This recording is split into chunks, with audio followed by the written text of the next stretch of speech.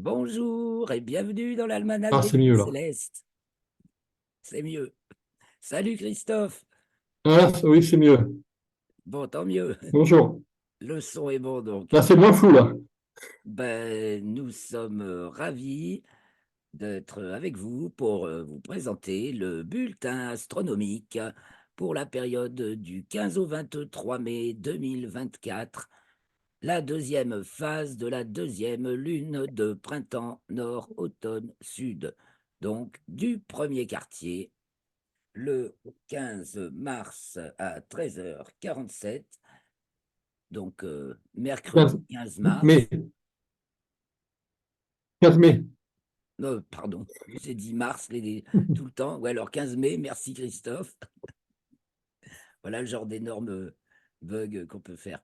Alors du 15 mai à 13h47, mercredi 15 mai, au jeudi 23 mai, 15h52, c'est la pleine lune, donc le 23 mai, le jeudi 23 mai à 15h52.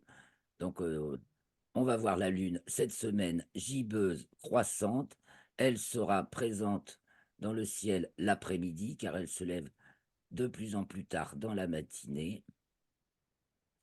Et au premier quartier, elle culmine. Non, elle se lève.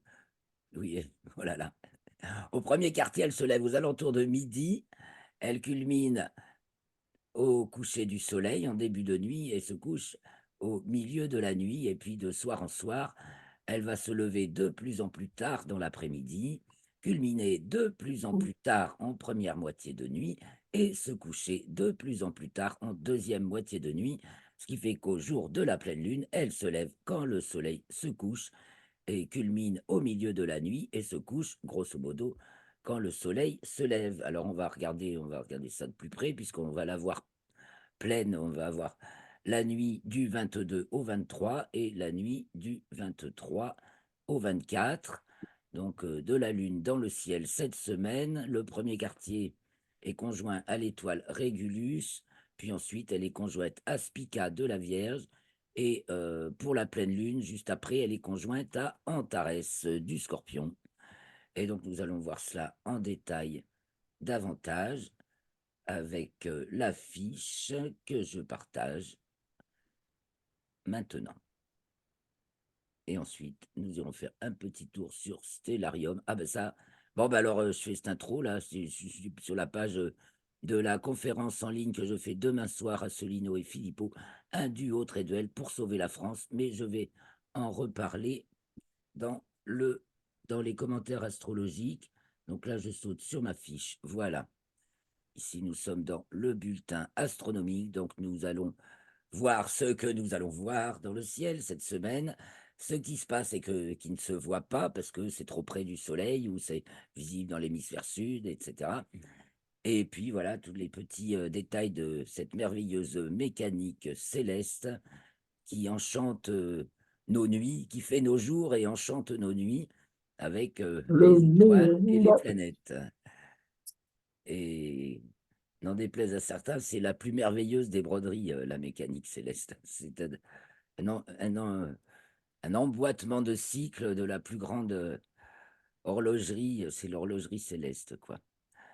Alors, je ne sais pas si on aurait peut-être pu avoir Didier au téléphone, mais alors là, mon téléphone, ben, j'en ai un nouveau, mais j'ai l'impression qu'il a des petits problèmes aussi, ce qui fait que je ne suis pas très facilement joignable, sauf par mail ou bien sûr. Alors, donc, cette semaine, le premier quartier, mercredi 15 mai à 13h47. Donc, cette semaine, la Lune, au premier quartier, elle est devant la constellation du Lion.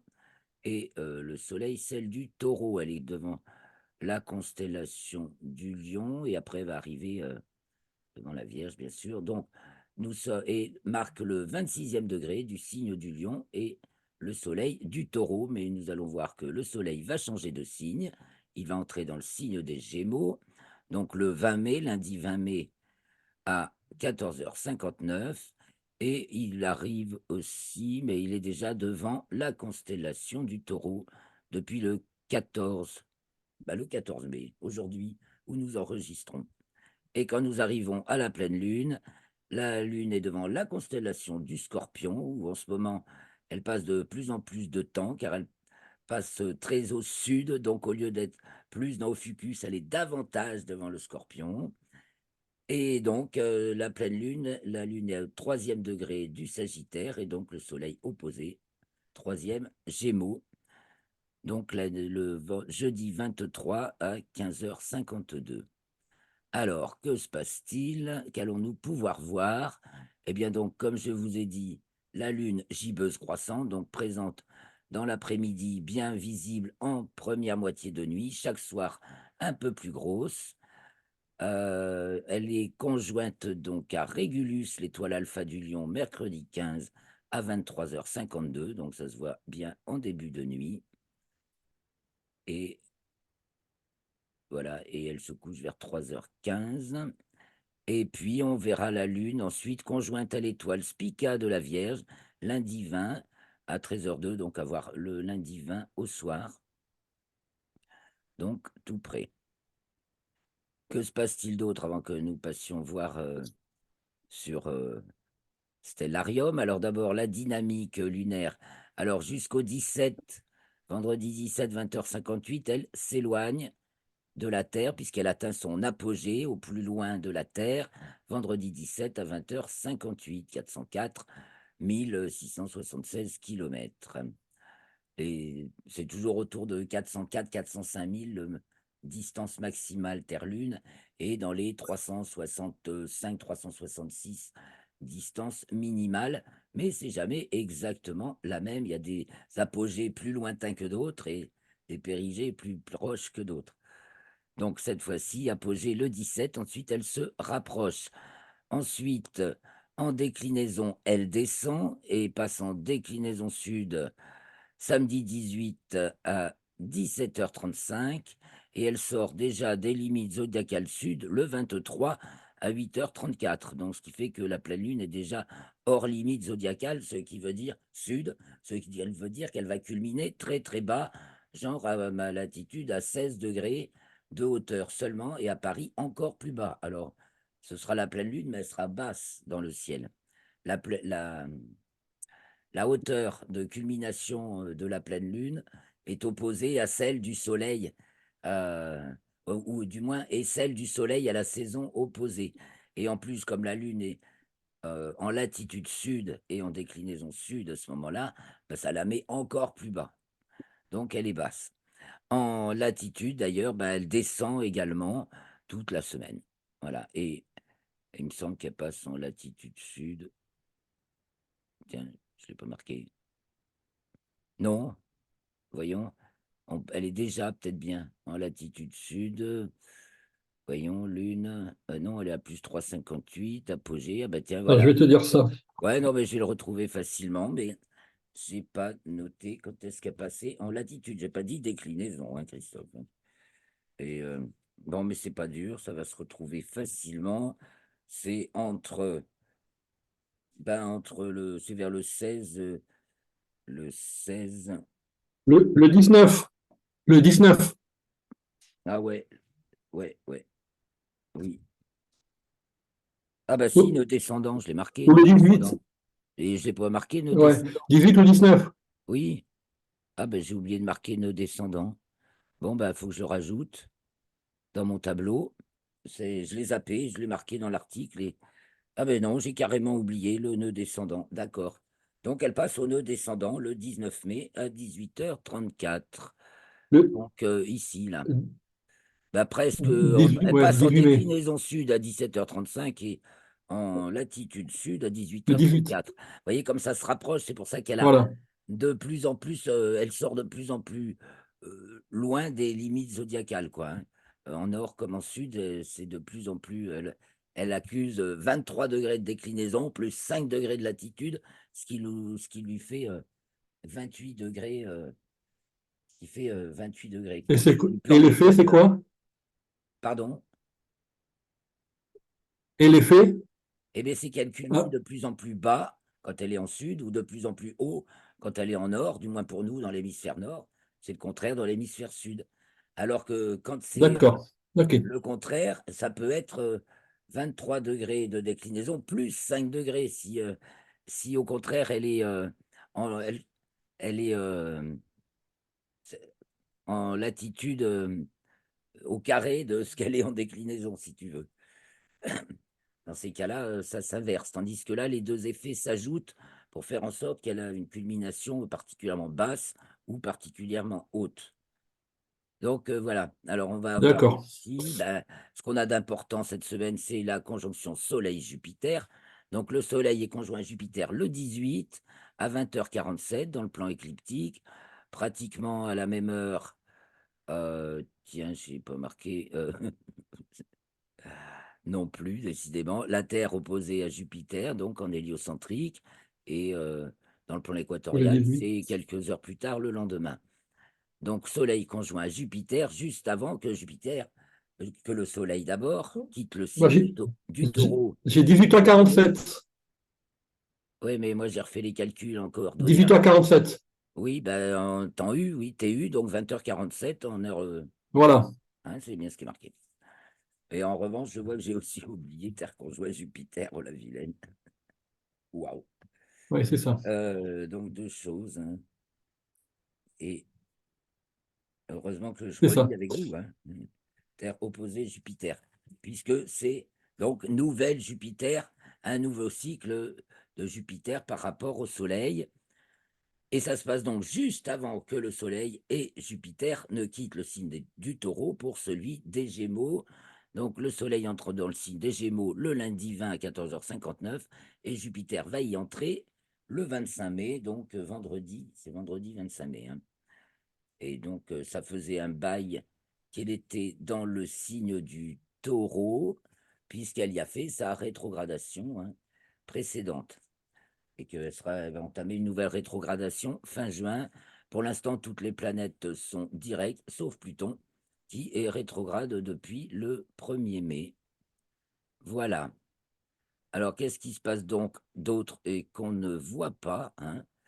Nous avons Vénus conjoint Uranus et Vénus conjoint Jupiter, mais toutes ces planètes sont toutes proches du Soleil, donc ça ne se voit pas, sauf dans le champ du coronographe Lascaux C3. Donc on peut s'amuser dans le champ du coronographe à chercher, on va se le faire, tiens, tout à l'heure, euh, à chercher les petits points de Vénus, Jupiter qui sont brillantes et Uranus qui l'est moins. Donc dans le ciel, en ce moment, pas de planète le soir, il n'y a qu'en fin de nuit que l'on voit Saturne et Mars. Il y a aussi Neptune qui est entre les deux, mais c'est trop près du lever du soleil et trop bas dans le ciel pour que ce soit visible encore. Donc deux planètes seulement observables en fin de nuit, donc ciel du matin. Donc, pas de lune en fin de nuit, hein, sauf en toute fin de période, puisque en fin de période, la lune va se coucher quand elle est pleine au moment du lever du soleil. Qu'est-ce qui se passe encore? Uranus aussi qui avance hein, doucement, mais qui arrive devant la constellation du Taureau. Donc, elle était devant la constellation du Bélier depuis un paquet d'années là, et elle va rester devant la constellation du Taureau jusqu'au 2 juin 2033. Vous voyez que c'est pour des périodes importantes. Bien sûr, la constellation du Taureau, elle a, elle est étendue hein, en degrés sur l'écliptique, donc elle fait 9 plus ans. de 30 degrés. 2 juin 2033, que Uranus va rester devant la constellation du Taureau. Et donc, voilà, il y a Vénus qui est conjointe à Uranus, puis à Jupiter. Tout ça est invisible et nous aurons la pleine lune à voir. Alors, je vous propose d'aller voir avec Stellarium. Non, peut-être encore quelques explications. Jupiter à l'apogée, au plus loin du Soleil, parce que quand c'est la conjonction Soleil planètes extérieures, hein, à partir de Mars, Mars, Jupiter, Saturne, Uranus, Neptune, Pluton, enfin tout astre au-delà de l'orbite terrestre par rapport au Soleil. Donc, quand la planète est conjointe au Soleil, elle est aussi, pour nous, du point de vue géocentrique, au plus loin de la Terre. On a Terre, Soleil, planète. Alors, évidemment, on a la distance Terre-Soleil qui vient s'ajouter à la distance Soleil-planète. Donc Jupiter est au plus loin de la Terre le 21, mardi 21 mai. C'est toujours dans les jours avant ou après la conjonction. Allez, on va sauter sur Stellarium. On voit encore petit détail que ben voilà, les planètes suivent, comme j'ai dit, tout près du Soleil. Vénus qui entre dans le signe des Gémeaux jusqu'au 17 juin. Le 23 mai, donc, Vénus entre dans le signe des Gémeaux après la pleine lune et il reste jusqu'au 17 juin. Donc, il y a aussi Jupiter qui va y entrer. Et nous avons Mercure qui fait plus cavalier seul et qui entre dans le signe du Taureau. Évidemment, Mercure va faire un petit tour devant la constellation de la Baleine, puis arrive devant celle du Bélier. Voilà, elle était devant les Poissons, elle arrive devant la Baleine et ensuite le Bélier. La Baleine, le Soleil n'y passe pas, mais les planètes et la Lune peuvent y passer parce que c'est une constellation qui est juste en dessous de l'écliptique. Donc, quand elles sont en latitude sud, les planètes ou la Lune peuvent passer devant la constellation de la Baleine. Alors, allons-y, Stellarium. Et puis, vous ai réservé l'atlas virtuel de la Lune. Allez, tiens, on va commencer par ça, parce qu'il y a plein de lunes. Pour voir chaque jour, on va voir le soleil qui se lève chaque soir. Donc, on va voir la Lune le soir. Le soleil se lève sur la Lune. Donc, là, nous sommes dans l'atlas virtuel de la Lune. Et ici, c'est le 16 mai, donc à 0 heure de la montre, donc 22 heures TU. Ici, le 16 mai, donc voilà, vous voyez le soleil qui se lève sur la mer des pluies, marée Imbrium. Le lendemain, il a avancé davantage sur la mer des pluies. Ça dégage bien le cratère Platon, qui est facile à identifier, donc justement, c'est l'occasion. Hein. Le 18, il s'apprête à se lever sur le golfe des Iris. Alors, un peu plus tard dans la nuit, ça vaut peut-être le coup. On peut voir. Ah non, 7 heures du mat, c'est trop tard. Voilà. Donc, le 18 au soir, on verra ça. Le 19 au soir, il aura fini de se lever sur cette belle formation qui s'appelle le golfe des Iris. On va jusqu'à la pleine lune, donc ça se dégage de plus en plus. Donc, l'océan des tempêtes, marée Imbrium, c'est la mer des pluies. Et après, tout ça, c'est l'océan. Il y a la mer des îles, mais tout le reste, là, c'est. Et la mer des nuées, mais le reste, c'est l'océan des tempêtes. Le 21, on en est là. Le 22 et le 23 à 0 heure. Voilà, là, ici se dégage le cratère Grimaldi, très repérable aussi, qui fait une tache sombre. Bon, je vous en dirai pas plus, mais comme ça, je vous invite à observer jour après jour, parce qu'une paire de jumelles suffit pour voir beaucoup de détails, le lever de soleil sur la Lune. Ah, on va reparler de la Lune avec la Chine et sa mission Chang'e 6 tout à l'heure. Voyons le ciel maintenant. Nous sommes maintenant sur Stellarium le 20, le 14, allez, le 15. On commence notre période le 15. Le 15 mai, donc, 20h48, le soleil n'est même pas encore tout à fait couché. Je crois que j'ai oublié. Non, c'est parfait. Lever, culmination couchée. Voilà. Donc, le soleil va aller se coucher. Chez moi, c'est 21h30, hein, presque. Hein. C'est À peu près, oui. de plus en plus Tard. tard. Et d'autant plus tard qu'on est au nord. Et il se couche de plus en plus vers le nord-ouest de jour en jour. Son coucher se produit de plus en plus vers le nord-ouest, de même que le matin, son lever se produit de plus en plus vers le nord-est.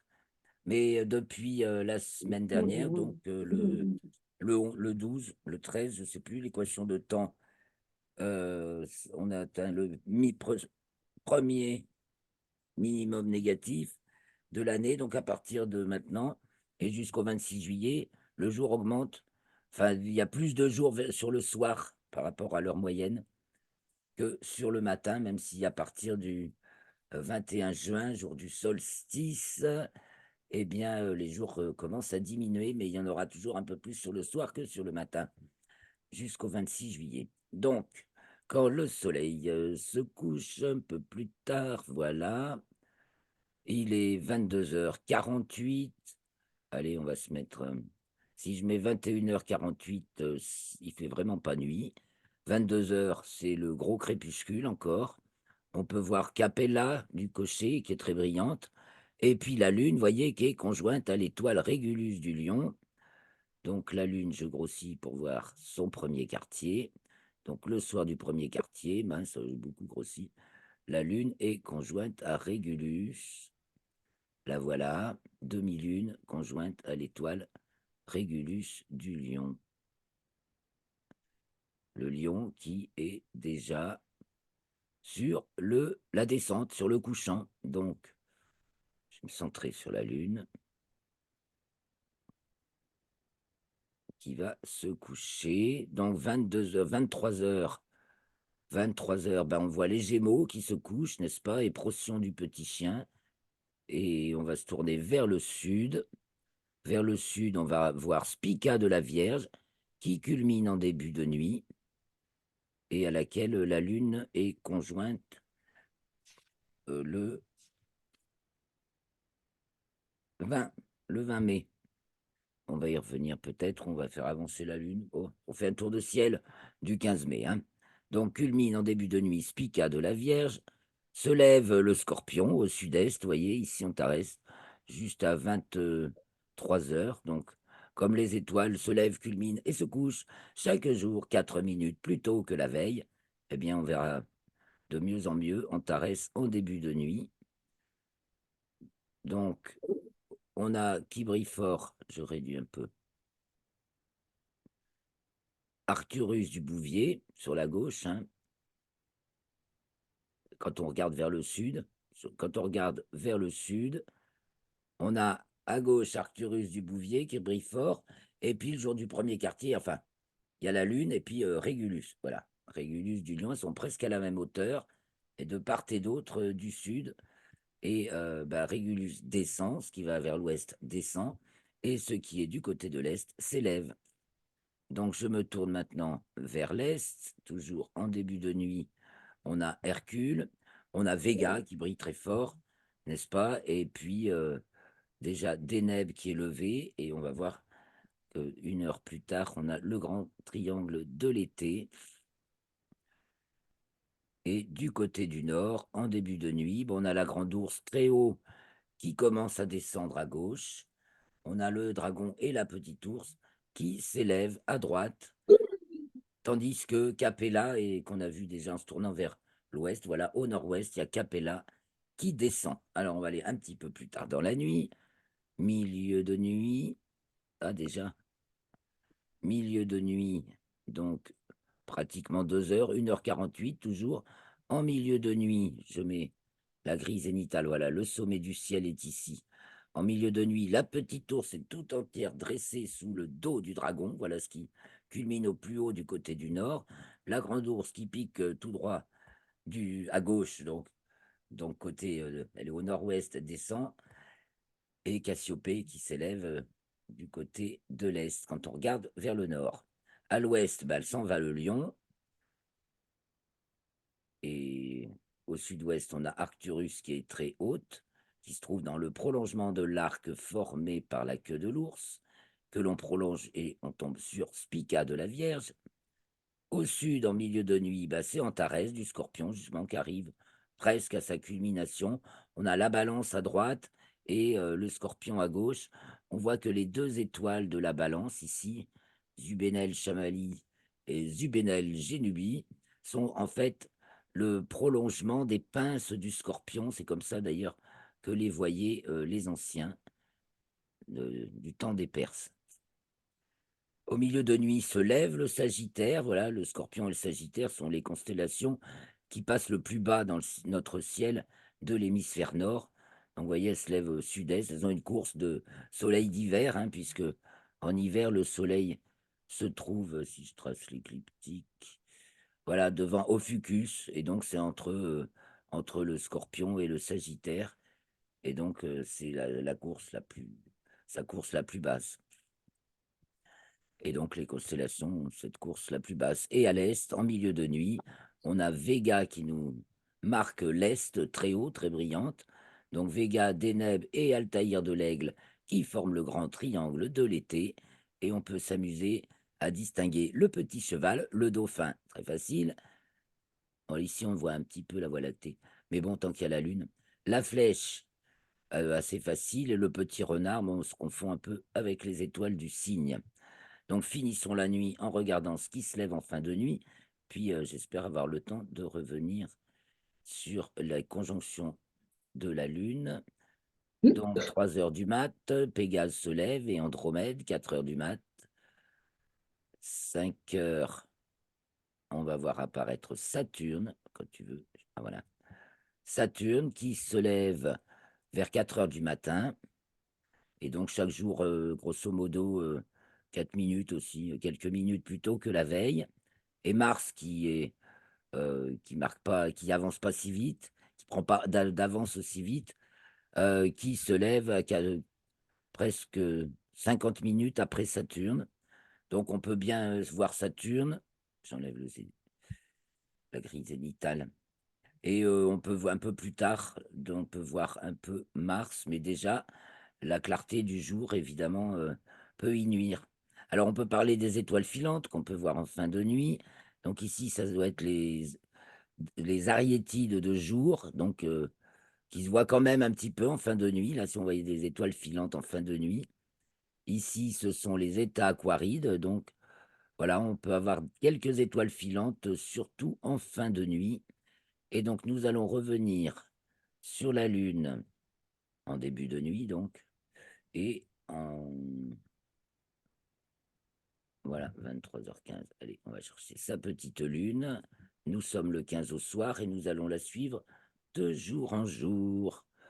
Donc, le 16, le 17 déjà. Bon, le 16, elle passe sous le ventre du lion. Le 17, je grossis. Vous voyez, elle est gibbeuse croissante. Donc, comme on l'a vu tout à l'heure avec l'atlas virtuel de la Lune, elle arrive devant la constellation de la Vierge. Quand le 18, bah, elle est toujours devant la Vierge parce que c'est une grande constellation. Le 19, elle est conjointe à Spica, elle est à droite de l'étoile. Et le lendemain, le 20, elle est encore conjointe à Spica, mais elle est passée de l'autre côté. Voilà. Le 21, elle arrive devant la constellation de la Balance. Le 22, bah, elle a traversé la constellation de la Balance. Elle a bien grossi. Je monte un peu. Voilà. Ça, c'est sa taille réelle par rapport au ciel. Alors, des fois, on fait un agrandissement parce qu'on a l'impression qu'elle est plus grosse, quoi. Mais en fait, ce n'est qu'une impression. Et donc, le 23 au soir, on la voit conjointe à Antares du Scorpion. Le 20, ben, on va regarder un petit peu la pleine lune. La pleine lune, donc, c'est à regarder 2 fois, hein, la nuit du 22 au 23. Donc, nuit du 22 au 23, elle va se lever le 22, 3/4 d'heure avant le coucher du soleil, grosso modo, 20h38, culminé à 1h15, soit une bonne quarantaine de minutes avant le milieu de la nuit, et se coucher à 5h44, donc avant le coucher du soleil. Et le 23 au soir, la pleine lune sera passée, et ce jour-là, donc le 23 au soir, je vais prendre un peu plus, elle va se lever à 21h49, soit une vingtaine de minutes après le coucher du soleil, culminer à 2h07 au méridien de Paris, et se coucher à 6h19, donc à peu près au lever du soleil. J'ai tout noté, mais évidemment, je me rappelle jamais de tout. Ouais, elle se couche à 6h19 et le soleil se lève à 6h14. Elle se couche 5 minutes après le lever du soleil. Nous reste-t-il un peu de temps pour maintenant aller voir les images? Je vous propose de voir les images et de commenter un peu l'actualité. Si vous aimez cette vidéo, merci de mettre un pouce, de vous abonner, de commenter et de mettre un petit sou dans le chapeau. Ah oui. Vous avez les moyens. Alors, cette fameuse aurore, ben oui, il faut parler de l'activité solaire et des aurores boréales. Moi, je l'ai vue, hein, c'était donc le 11 au soir ou le 10 au soir, je me souviens plus. Vers minuit, le ciel était bien dégagé, on voyait bien les étoiles et du côté, nord-est, c'était rougeasse. J'ai pas compris vraiment sur le coup, ça m'a effleuré, mais aurore polaire, beau, oui. Et en fait, oui, c'en était bien une, elle a été vue, beaucoup dans toute la France et donc ici aux Pays-Bas. Bon là, elle est magnifique évidemment. C'était celle donc il y a le soleil connaît une intense activité. Ça, c'est la petite éruption du 10 mai, mais c'est que le 11, il y en a eu une encore beaucoup plus puissante et qui a déclenché une éjection de masse coronale telle qu'on n'en avait pas vu depuis 2003. Donc un événement quand même, puissant du soleil, ça c'est sûr. Parce qu'il faut distinguer, les éruptions qui provoquent, qui peuvent provoquer des éjections de masse coronale qui sont, classifiées différemment, d'intensité variable et ou non dans direction de la Terre. Donc, là, on en a eu une belle en direction de la Terre. Alors maintenant, on parle de la Lune, face cachée de la Lune, la Terre vue par la sonde chinoise Chang'e 5, donc qui avait posé un robot au pôle sud de la Lune et maintenant avec Chang'e 6, ils sont partis pour se poser avec un robot qui fait, jaser un peu, c'est mystérieux, on vient de le découvrir. Chang'e 6 emmène un petit robot mystérieux sur la face cachée de la Lune. Que va-t-il faire? Ah, Hubble, le brave, télescope spatial Hubble, pas du tout radio d'ailleurs, a fait une photographie extraordinaire d'une galaxie lenticulaire, NGC 43, je ne sais plus combien, dans la constellation de la Vierge, qui révèle la poussière et la matière noire même. C'est assez extraordinaire. Pendant ce temps, sur Mars, le brave rover Curiosity, qui arpente Mars depuis 2015, arrive dans un nouveau territoire qui s'appelle, est-ce que je m'en souviens? Bon, donc, je ne sais plus tout d'un coup. Et donc, voilà, ben, je vais peut-être vous laisser là-dessus, car et je vous donner rendez-vous la semaine prochaine. Ça, c'est la comète qu'on ne voit plus dans l'hémisphère nord, 12P Ponsbrook de l'hémisphère sud. Magnifique photo, n'est-ce pas? Donc, c'est sur cette photo que je vous laisse, que je vous souhaite une excellente semaine. Rendez-vous mardi prochain, 17h, pour l'enregistrement du prochain bulletin Mardi astro. prochain. On reste sur les mardis pendant le mois de mai, ouais. Parce que après, ah, peut-être mercredi, on verra. Inscrivez-vous pour recevoir le mail. Ah, Toi, Christophe, c'est déjà fait, tu es déjà inscrit. Toi, tu reçois les mails. C'est pour ceux qui ne les reçoivent pas encore. C'est vrai que je vais réétudier la question. En tout cas, merci beaucoup de votre attention, de votre intérêt. Et bah, d'ici la c'est pas